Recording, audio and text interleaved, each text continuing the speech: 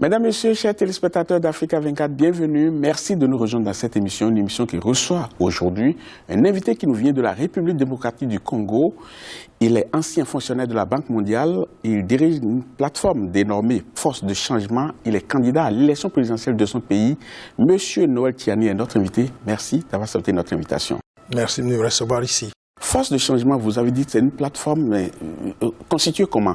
C'est une plateforme qui est reconnue par les autorités politiques congolaises, le ministère de l'Intérieur, habilité à présenter aussi des candidats à tous les échelons donc, des élections. La plateforme regroupe des partis politiques qui adhèrent à notre vision de développement, des individus, des Congolais ordinaires, mais également des associations professionnelles, des syndicalistes, ainsi de suite. Donc ce n'est pas un parti politique du tout? Ce n'est pas un parti politique. Nous avons estimé que les partis politiques constituent le problème au Congo. Nous avons près de 700 partis politiques différents. Et ces partis politiques, parfois, n'ont même pas de projet de société ni vision de développement pour le pays. On n'a pas voulu faire comme tout le monde. On a voulu présenter quelque chose qui englobe pratiquement tout le monde, qui regroupe tous ceux qui partagent une vision de développement que nous appelons le plan Marshall de Noël Tiani pour la reconstruction de la RDC. Vous sortez d'une tournée qui vous a conduit aux quatre coins de votre pays. Qu'est-ce que vous avez constaté dans le quotidien des Congolais? J'ai constaté à l'issue de 4 semaines en République démocratique du Congo que la situation du pays elle est très grave. Le pays traverse une crise multidimensionnelle, une crise politique et constitutionnelle du fait que les élections n'ont pas été organisées à l'issue du dernier mandat du président de la République en 2016. Et même maintenant, l'accord de la CENCO, l'accord qui a été négocié entre l'opposition et la majorité, qui donne une extension de la Saint-Sylvestre, qui donne donc l'occasion à la CENI d'organiser des élections au plus tard, le 31 décembre 2017, on constate que rien n'est fait pour l'instant. On continue à multiplier donc de manœuvres dilatoires pour retarder la tenue donc des élections. Donc il y a une crise politique et constitutionnelle grave étant donné que toutes les institutions de la République, c'est-à-dire le président de la République, l'Assemblée nationale, le Sénat, donc toutes ces institutions sont hors mandat actuellement.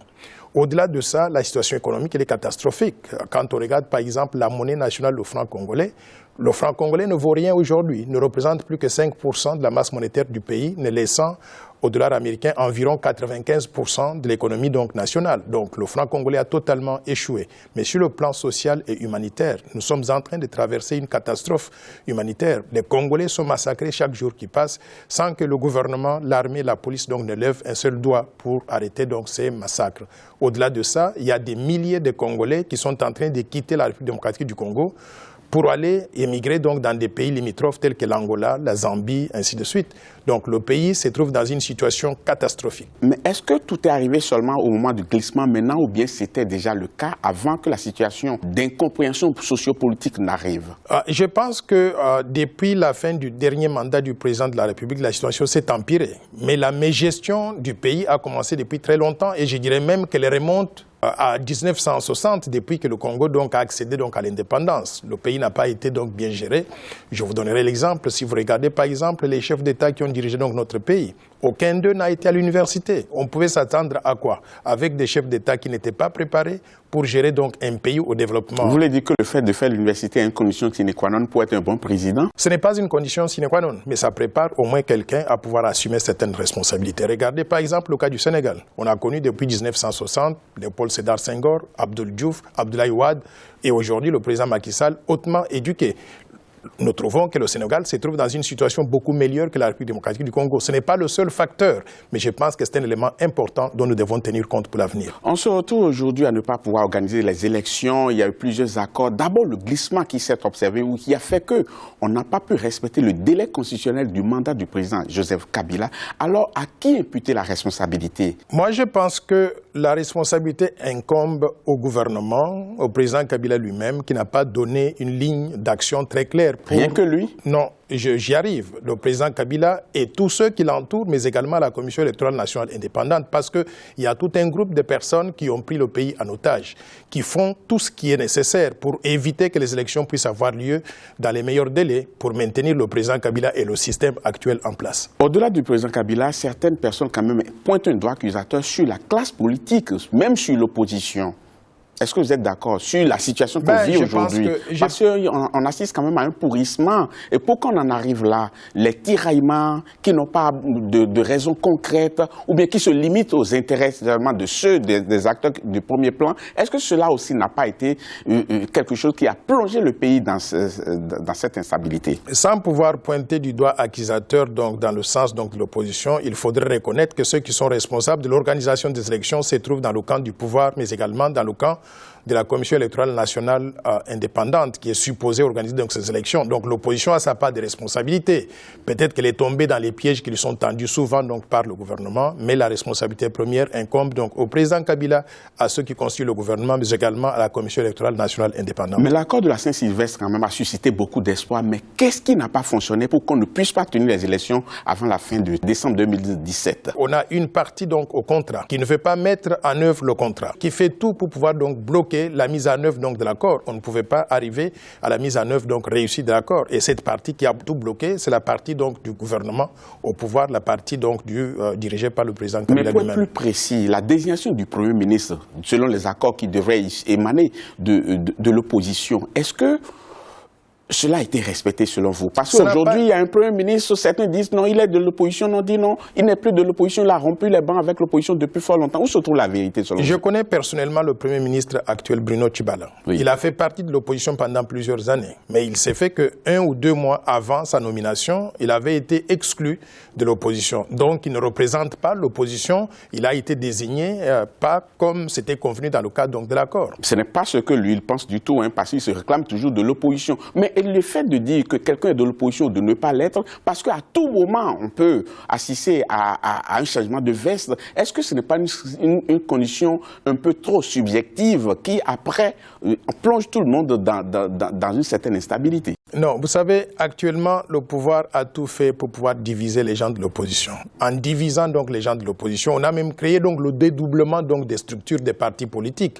Et chaque fois qu'on a fait donc le dédoublement donc des structures, on va puiser dans la partie la plus faible en laissant l'opposition donc réelle en dehors donc du jeu politique qui avait été convenu dans le cadre donc de l'accord de la Saint-Sylvestre. En tout cas, pour la non-tenue aujourd'hui de l'élection, on estime d'abord que c'est clair qu'on ne pourra plus respecter la date du 31 décembre qui était la date butoir. Aujourd'hui, il y a une volonté manifeste de la CENI, mais également du pouvoir en place pour que les élections ne puissent pas avoir lieu avant la fin de cette année. La question que nous devons nous poser est celle-ci. Que faire maintenant que nous sommes mis devant un fait accompli? Moi, je pense qu'il va falloir que nous puissions nous retrouver peut-être autour de la table des discussions, mais cette fois-ci, en mettant de côté ceux qui sont responsables du blocage politique actuel, c'est-à-dire le président Kabila et tous ceux qui l'entourent. Donc vous êtes pour une transition sans Joseph Kabila. Exactement. Et vous pensez que cela va prospérer, qu'on réussira à obtenir un consensus autour de cela? Bon, parce qu'actuellement, ce qui divise les gens, c'est la présence du président Kabila à la tête du pays.